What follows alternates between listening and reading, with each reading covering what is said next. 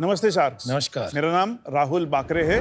मेरा नाम विनीत फडनीस है और हम आए हैं पुणे से। शार्क्स, जल ही जीवन है, लेकिन ये जीवन देने वाला पानी अगर ना मिले तो हजारों करोड़ों लोगों की जिंदगी में बहुत मुश्किलें आती है। भारत में लगभग 4 करोड़ रिपोर्टेड बोरवेल्स हैं। उसमें से 54% बोरवेल ड्राई होने के कगार पे है। ये बोरवेल ड्राई क्यों होता है? तो शार्क, देखते हैं। जमीन के अंदर अनेक ग्राउंड वाटर की लेयर्स रहती है। बरसात का पानी ऊपरी लेयर में बहुत जल्दी भर जाता है, लेकिन उस पानी को निचले स्तर तक जाने के लिए कई दिन लगते हैं और 200-600 फीट तक जाने में उसको हजारों साल लगते हैं। लेकिन बोरवेल 200 से 600 फीट तक जनरली ड्रिल किया जाता है, लेकिन बोरवेल में ऊपरी परत में केसिंग पाइप होने की वजह से बोरवेल के नीचे स्रोत भर नहीं पाते और हम जब बोरवेल में से इलेक्ट्रिक पंप से पानी निकालते हैं तो वो पानी जल्दी से सूख जाता है और इसीलिए बोरवेल्स सूख जाते हैं। शार्क्स में एक हाइड्रोजियोलॉजिस्ट यानी कि भूजल वैज्ञानिक हो। वाह। हमने सोचा कि क्यों ना अपने नॉलेज और एक्सपीरियंस का उपयोग करके इस पे कुछ समाधान निकाला जाए और शुरुआत हुई बोर चार्जर की। शार्क्स, बोर चार्जर एक robotic patented smart water harvesting technology है जो ऐसी ड्राई हो चुकी या कम पानी देने वाली बोरवेल्स को फिर से रिफिल करता है और वो भी किफायत दाम में। हम ड्राई हो चुकी बोरवेल में अंडर वाटर कैमरा सिस्टम डाल के उसका एंजियोग्राफी करते हैं। फिर हमारा पेटेंटेड रोबोटिक टूल बोरवेल में अंदर जाके उसको अंदर की तरफ से छेद करता है ताकि ऊपरी परत का पानी अंदर जाने में आसानी हो और निचले स्तर का पानी फिर से भर जाए। शार्क्स, हमारा विजन है दुनिया भर में सब जगह जाके भूजल का पुनर्भरण यानी रिचार्ज करें। इसी दिशा में हमने गत 3 सालों में 4000 बोरवेल भारत और अफ्रीका में हमने रिचार्ज करवाए हमारी टेक्नोलॉजी बोर चार्जर से और उनमें हमने 500 करोड़ लीटर पानी भरने का प्रावधान किया है। ये पानी इतना है जैसे 2 lakh Olympic size swimming pool में भरा जाए उतना। ये तो बस शुरुआत है। हमारा लक्ष्य है बोर चार्जर को विश्व के कोने कोने तक पहुंचाना और हर साल 1 लाख करोड़ लीटर पानी रिचार्ज करना। इसके लिए हमारी मांग है 75 लाख रुपए 1.5% इक्विटी के बदले। तो आइए शार्क्स, मिलकर भूजल का पुनर्भरण यानी रिचार्ज करें, क्योंकि जल है तो कल है। वाह भाई वाह। Vineet ji, Rahul ji, welcome to Shark Tank India season 4। Thank you. Thank you. आप दोनों एक दूसरे को कैसे जानते हैं और यहाँ तक कैसे पहुंचे? जरा हिस्ट्री बताइए अपनी। मैं एक मैकेनिकल इंजीनियर हूँ। मैंने यूएस में जाके कंप्यूटर साइंस और मैकेनिकल इंजीनियरिंग में 1997 में एमएस किया था मिशिगन स्टेट यूनिवर्सिटी से और तब यूएस में मैंने 7 साल काम किया था सॉफ्टवेयर आईटी में। उसके बाद इंडिया आके मैंने एक ऑनलाइन गेमिंग की स्टार्टअप कंपनी में 6 साल हैदराबाद में काम किया। हैदराबाद में काम करने के बाद मुझे ये समझ में आया कि सोशल डेवलपमेंट में मेरी रुचि ज़्यादा है कंपेयर टू सॉफ्टवेयर डेवलपमेंट। इसलिए मैंने रोहिणी नीलेकनी जी के साथ काम करके उनके अर्घ्यम फाउंडेशन में 5 साल मैंने ग्रांट्स डायरेक्टर करके काम किया। तो वहीं पे काम करते करते समझ में आ गया कि ground water is a major problem in India, लेकिन उसको प्रोफेशनली और साइंटिफिकली सॉल्व करने वाली ऑर्गेनाइजेशन ही नहीं है। तो इसीलिए मैंने हमारा खुद का ऑर्गेनाइजेशन चालू किया जिसका नाम है Urdhvam environmental technology. And this is for profit. This is for profit. आपकी हिस्ट्री बताइए जरा। यस विनीत जी। बेसिकली मैं एक भूगर्भ शास्त्रज्ञ भी हूँ भाई, जैसे हिंदी में बोलो। जियोलॉजिस्ट बोलते हैं। मैंने मेरा पहला मास्टर्स जो है वो जियोलॉजी में किया है। My second master degree is in hydrogeology, तो वो मैंने जर्मनी से की है, ट्यूबिंगन यूनिवर्सिटी से। इंडिया में काफी लोग हैं इस फील्ड में या? नहीं, इंडिया में जब मैंने किया तो मुझे जर्मनी जाके करना पड़ा, लेकिन आज की डेट में IIT Roorkee and IIT Kharagpur में स्टार्ट हो गया है। एक्चुअली वो इंडिया की आयरनी ये है कि 80% of India depends on ground water, लेकिन हम ग्राउंड वाटर समझने वाले कोई वैज्ञानिक या कोई इंजीनियर्स या कोई टेक्नीशियंस हम बना ही नहीं रहे। Well done. शायद आपको देख के और लोग प्रेरित हो ये काम करने में। आप इन्हें कहाँ मिले? जब मैंने कंपनी स्टार्ट करना सोचा था तो हम एक एक्वेंटेंस कॉमन फ्रेंड के द्वारा हमें इंट्रोड्यूस किया गया। एक विनीत जी है जो जर्मनी से सीख के आए थे और 1-2 लोगों से भी बात की थी, तो वो भी हमारे साथ बाद में जुड़ गए। और आपका क्या रिस्पेक्टिव रोल क्या है? तो मैं सीईओ हूँ और जो टेक्निकल Aspects एस्पेक्ट्स है। है वो संभालते हैं। मुझे अभी तक आप कंसेप्चुअली समझ में आया कि आप क्या करते हो, लेकिन पूरी बारीकी से नहीं समझ में आया। तो can you explain in very simple terms? Yes thank you. तो जमीन के अंदर अलग अलग लेवल पे ये अलग अलग एक्विफर्स रहते हैं, लेकिन जब बरसात का पानी गिरता है तो ऊपरी परत में ये पानी बहुत जल्द गति से भर जाता है। जब ड्रिलिंग करता है ड्रिलर तो ऊपरी परत में टॉप मोस्ट एक्विफर में फर्स्ट हार्ड रॉक लेयर तक वो एक इम्परवियस पाइप डालता है, ओके। जिसको हम केसिंग पाइप बोलते हैं। वो पाइप इसलिए डाला जाता है ताकि ऊपरी परत का मिट्टी, बालू या छोटे पेबल्स अंदर ना गिरे और ये नीचे का बोरवेल क्लोज ना हो जाए या धस ना जाए। पर आप होल जो कर रहे हैं वो मैं नए बोरवेल में होल करके ही डाल देता हूँ पाइप। हाँ, यस वो कर सकते हैं, लेकिन वो क्यों नहीं करते उसके कारण ये है, जो मार्केट में परफोरेटेड केसिंग मिलता है लेकिन वो नॉर्मल पाइप के हिसाब से 4 या 5 गुना महंगा रहता है, तो जनरली लोग उसको लगाते नहीं। दूसरा चीज ये है कि जो ड्रिलर आता है उसको पता रहता है कि ये बोरवेल 2-4 साल बाद फिर से ड्राई होने वाला है और यही कस्टमर मेरे पास आएगा, बोलेगा कि यही बोरवेल अच्छा था, उसके बगल में और एक डीपर बोरवेल लगा दो, तो वो उसका आगे आने वाला बिजनेस नहीं मारना चाहता। तो आपका क्या सोल्यूशन है? आप आप क्या? हमारा सॉल्यूशन ये है, अंडर वाटर कैमरा सिस्टम डाल के बोरवेल की एंजियोग्राफी करते हैं। उसमें आप देख सकते हैं कि वहां से पानी आ रहा है शायद, लेकिन अभी वो ड्राई हो चुका है। जैसे हार्ट सर्जरी होती है, आप उसी तरह बाईपास करते हो कि उसमें छेद बनाते हो? पहले हम एंजियोग्राफी करते हैं, फिर हमारा पेटेंटेड रोबोटिक टूल अंदर जाके उस केसिंग पाइप को हाइड्रोजियोलॉजिकली अप्रोप्रिएट डेप्थ पे परफोरेट करता है, उसको स्लिट्स करता है। तो बाईपास बना दिया आपने। बाईपास एंजियोप्लास्टी करते हैं हम, ताकि एंजियोप्लास्टी। ऊपर के परत वाला पानी जो सिर्फ फिल्टर्ड पानी है, without sand soil, that goes into the borewell और वो डायरेक्टली 200-600 फीट तक नीचे गिरता है।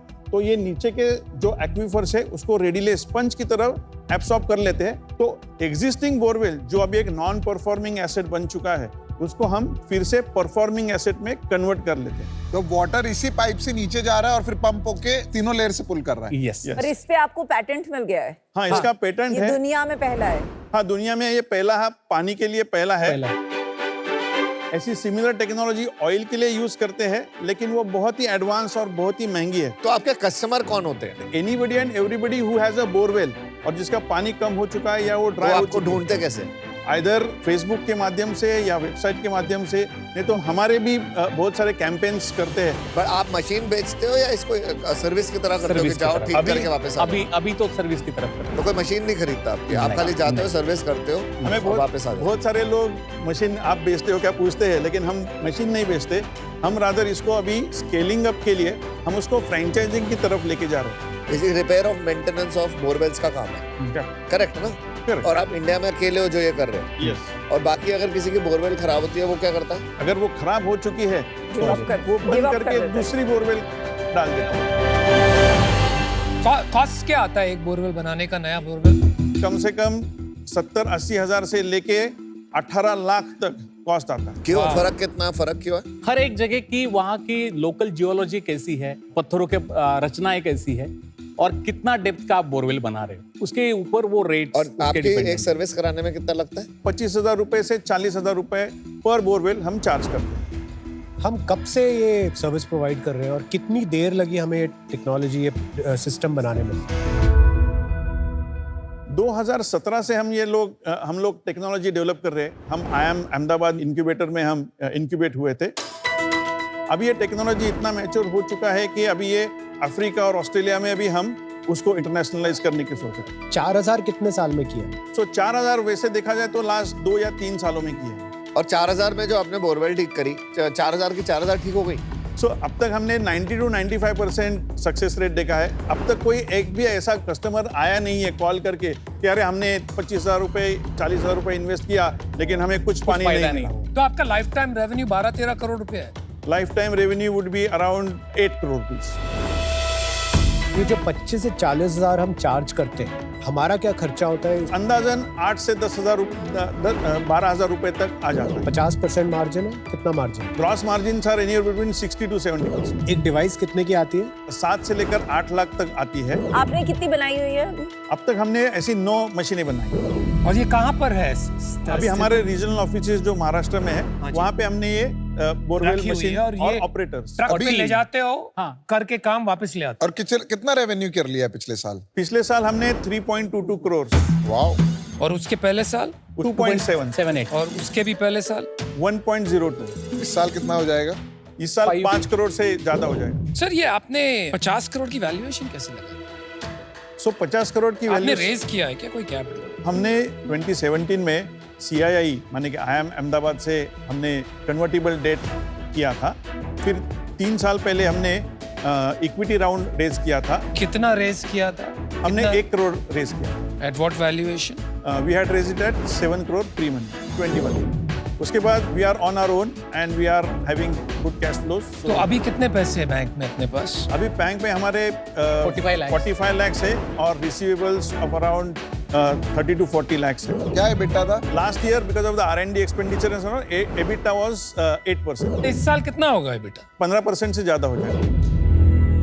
आप मार्केट का थोड़ा बताएंगे, लाइक कितने बोरवेल्स इंडिया में हैं और कितने नॉन परफॉर्मिंग होंगे? ऑन पेपर 4 करोड़ बोरवेल्स है। 4 करोड़ 4 borewells? करोड़, लेकिन अनऑफिशियली प्रैक्टिशनर्स बोलते हैं कि 6 से 8 करोड़ बोरवेल्स है। By 2030 more than 50% would go dry 54%। Completely. इसमें गवर्नमेंट कोई हेल्प नहीं करती? सरकार हेल्प कर रही है। अभी we are part of AMRUT 2.0, ये जो सेंट्रल गवर्नमेंट का जो प्रोग्राम है स्मार्ट सिटी को लेके, तो उसमें अभी हमारा टेक्नोलॉजी उन्होंने एक्सेप्ट किया है is one of the solutions for better recharge. और मिनिस्ट्री ऑफ अर्बन डेवलपमेंट के द्वारा हमने लातूर सिटी में, जिसको 6-7 साल पहले ट्रेन से पानी देना पड़ा था, उसमें हमने 400 बोरवेल में उनको रिचार्ज करके दिया है। और जो टैंकर से लोगों को पानी देते थे, वो टैंकर सप्लाई कम हो गया। गवर्नमेंट के हिसाब के अनुसार जो उनका स्टडी है, अगर किसी एरिया में ground water recharge, natural recharge से ज्यादा लोग निकाल रहे, तो उसको वो डार्क जोन उसको बोलते हैं। तो उस डार्क जोन में they don't allow any new borewells to happen. ठीक है, बट अदरवाइज बोरवेल लीगल है कई जगहों पे। हाँ, हाँ, बहुत जगहों पे provided illegal। You are also doing rain water harvesting. Correct. और आपको इनपुट भी डालना पड़ेगा। तो गवर्नमेंट क्यों नेगेटिव है कि ये बोरवेल नहीं होने चाहिए? क्योंकि हो क्या रहा है कि हम सिर्फ पानी निकालने की कोशिश कर रहे हैं, हम पानी भरने की कोशिश नहीं कर रहे, और हमारा ये सोल्यूशन एग्जैक्टली उसी पाथ पर जाता है। अगर आप यहाँ से पानी निकाल के नीचे डालते हो या नीचे से निकालते हो, प्रॉब्लम तो अल्टीमेटली डैमेज तो होगा ही environment. Yes, for the time being शायद अच्छा सोल्यूशन हो, लेकिन लॉन्गर टर्म भी ये सस्टेनेबल नहीं लगता है, क्योंकि आज आप नीचे से निकाल के आपने खाली कर दिया, अब आप ऊपर से नीचे डाल रहे हो, फिर खींच रहे हो, तो ऊपर का भी खाली हो जाएगा। जो हम बोरवेल में छेद करते हैं, तो उसमें ऊपरी परत का सब पानी नहीं अंदर आ पाता। तो आपका बोलने का ये मतलब है कि काफी पानी जो टॉप लेयर पे है, just under the top layer, वो एक वेस्ट की तरह है, क्योंकि उसको एक्सट्रैक्ट नहीं किया जा रहा फॉर यूजेज, तो वो सिर्फ पड़ा हुआ है वहां पर। तो instead of extracting lower earth water, आप अपर अर्थ वाटर का यूज कीजिए। वो क्या होता है कि ऊपरी परत का जो अगर पानी अगर यूज नहीं करते हैं, तो ग्रेविटी के हिसाब के अंदर से वो धीरे धीरे निचले लेवल तक और आता उसमें है। बहुत साल लगता कहीं पे वो स्ट्रीम या स्प्रिंग बन के वो सरफेस वाटर होके निकल के चला जाता है समुद्र तक। है। राइट। तो हम बोल रहे हैं कि जो ऊपरी परत में जो पानी है जो आ सकता है बोरवेल की तरफ, वो लेके हम एक स्मार्ट रेन वाटर हार्वेस्टिंग करें नीचे की तरफ। I understood. तो government is against bottom earth water extraction. Absolutely. उनको अपर अर्थ एक्सट्रैक्शन से कोई प्रॉब्लम नहीं है। नहीं है। इनफैक्ट अगर वो बात पूरी तरह समझे तो उनको प्रोत्साहन करना चाहिए ये बात। Absolutely.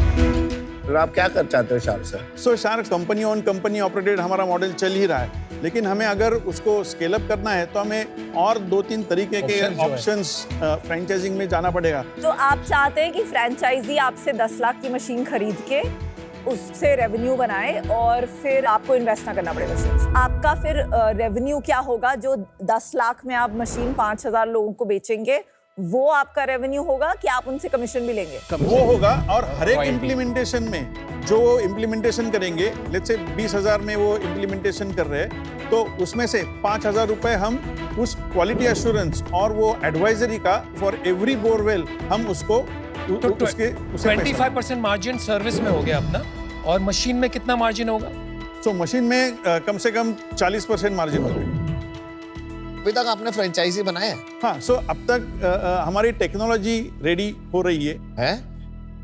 In 3 months time, our tool would be ready, which will be franchisable. Business आप यही करने आए थे कि आप आगे जाके फ्रेंचाइजी बनाना चाहते हैं, लेकिन अभी तक आपने कोई फ्रेंचाइजी बनाई नहीं है। एज अ पायलट हमने ये करके देखा है, ये काम करता है। अभी उसको हमें एक फ्रेंचाइजिंग बिजनेस करके समझ लॉन्च गया, करना मेरा है। डिसीजन बन गया। बड़ी विनीत भाई, राहुल भाई, मुझे ये लगता है कि अभी आपका जो बिजनेस आप स्टार्ट कर रहे हो, फ्रेंचाइजी बिजनेस, उसको आपने ट्राई भी नहीं किया, पता भी नहीं है, तो मुझे नहीं पता कि आगे आप कैसे बना पाओगे, उसका प्रॉफिटेबिलिटी होगी नहीं होगी, वो कैसे बनाएगा नहीं बनाएगा, आप कैसे बनाओगे, कैसे मैनेज करोगे। अनफॉर्चुनेटली अभी आपने नहीं किया है, तो मैं अभी आउट होऊंगा। आप वो करिए, आगे बढ़िए और मिलते हैं कभी आगे। Yes, thank you. तो राहुल, विनीत जी, मेरे को लगता है कि आपको फ्रेंचाइजी रूट नहीं जाना चाहिए, बिकॉज इवेंचुअली आपका जो रेवेन्यू मॉडल है ना, वो मशीन का रह जाएगा। आपको कंट्रोल नहीं रहेगा कि आगे क्या रेवेन्यू आ रहा है। I don't know why do you need money in this business, और मैं आपकी कैसे मदद कर पाऊंगा। For that reason I am out. यार, I like the proposition. In fact, I love the proposition. लेकिन the biggest issue that I'm seeing is आप कह रहे हैं कि गवर्नमेंट की कोई रिस्क नहीं है क्योंकि आप रिचार्ज कर सकते हो इसे, लेकिन मुझे वहाँ पर रेगुलेशन रिस्क लग रही है। मुझे इतना पता नहीं है इस इंडस्ट्री और एग्रीकल्चर और गवर्नमेंट के बारे में कि मैं इस रिस्क को अंडरराइट कर सकूं या समझ सकूं कैसे इसको मेजर किया जाए। I think I am out for now. आपको जो 75 लाख कैपिटल चाहिए, मुझे अभी उसका यूज केस क्लियर नहीं हो रहा, क्योंकि आपका जो मॉडल है वो कैश पॉजिटिव मॉडल है, एंड मैं इसमें आपकी क्या मदद कर पाऊंगी वो भी आज क्लियर नहीं है। तो मैं आज इससे बाहर हूँ, but I am very happy कि आज ये करोड़ों फार्मर्स देख के उनको पता चलेगा कि उनके जो बोरवेल्स हैं उनको वो परफॉर्मिंग एसेट बना सकते हैं। तो आपकी जो अवेयरनेस चाहिए वो ऑलरेडी आज सॉल्व हो जाती है। सो congratulations on that. Thank you. Government ने का बैन करे हैं बोरवेल्स? गवर्नमेंट में बिट्स एंड पीसेस में किया है। पैचेस में। दिल्ली तो ऑलमोस्ट बैन ही है। हाँ, दिल्ली तो बैन है। इसका ये मतलब है कि वहाँ पे हम चार्ज भी नहीं कर सकते। नहीं, चार्ज तो 100% कर सकते Are you हैं। sure? यार, आप दिल्ली आप को चार्ज पानी कर सकते ड्रिल हैं? नहीं कर सकते। पानी नहीं, नया ड्रिल करके पानी निकाल नहीं सकते। Are पानी you भरने sure की कि कुछ कोई भी- गवर्नमेंट ऑफिसर आगे तंग नहीं करेगा? नहीं। बिल्कुल नहीं। मुझे लगता है कि ये न्यूज़ में भी पढ़ते हैं हम कि because of water not being available बहुत सारे फार्मर सुसाइड्स हो रहे हैं। Absolutely. और एक हमें अपनी थोड़ी इकोलॉजी को भी रिस्टोर करना है। दूसरा, फाउंडर मार्केट फिट शायद इससे स्ट्रांग हो ही नहीं सकता। लिटरली वो गिने चुने देश में लोग होंगे जो ये बिजनेस के बारे में सोच भी सकते हैं और फिर उसमें प्रोडक्ट भी बना सकते हैं और फिर जाके 3 से 5 करोड़ का रेवेन्यू भी जनरेट कर सकते हैं। पर अभी इस बिजनेस में रिस्क बहुत है और बहुत लंबी जर्नी भी है अभी इस बिजनेस में। तो उस रिस्क को प्राइस करते हुए मैं आपको एक ऑफर देना चाहता हूं। I'll invest 75 lakhs for 10% of the company. So thanks for the offer. We would like to give a counter offer. हाँ जी सर, बोलिए। 75 lakh rupees for 2.5% low, At that valuation, I will not do it. Sure. I respect your cause. Wish you all the Very best. nice. Thank you. Good luck. Thank you Good very luck. much. Wish you all the Thank best. you. Thank you.